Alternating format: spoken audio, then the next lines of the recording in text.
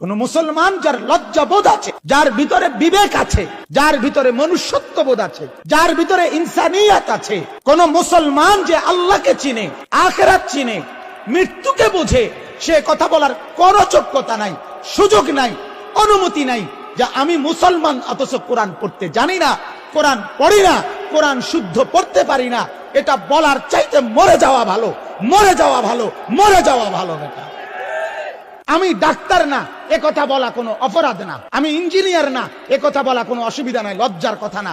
আমি রাজমিস্ত্রি না, এটা বলার কোনো লজ্জার কথা না।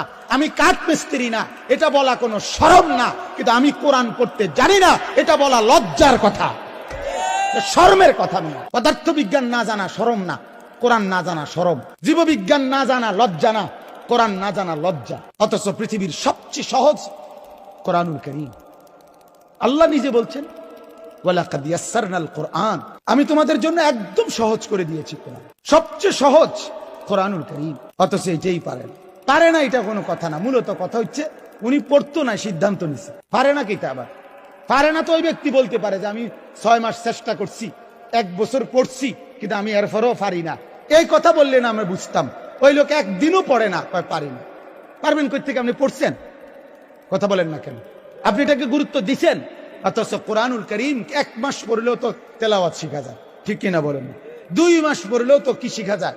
তেলাওয়াত শিখা যায়। সহজ, এটা একদম সহজ।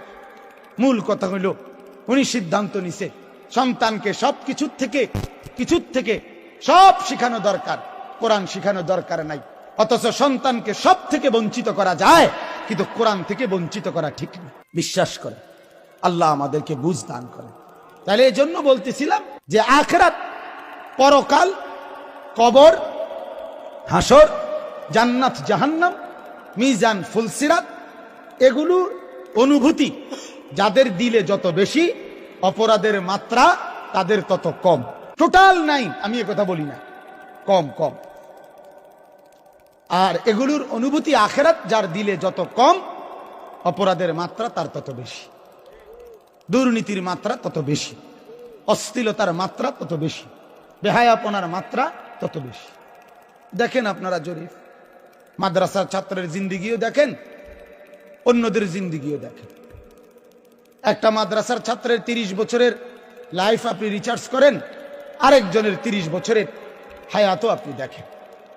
একজন নামাজি ব্যক্তির 20 বছরের জীবন দেখেন, একজন বেনামাজির 20 বছরের জীবন দেখেন। কথা বোঝেন? দেখেন আপনি হালাত দেখেন, চরিত্রের হালাত দেখেন, চলাফেরার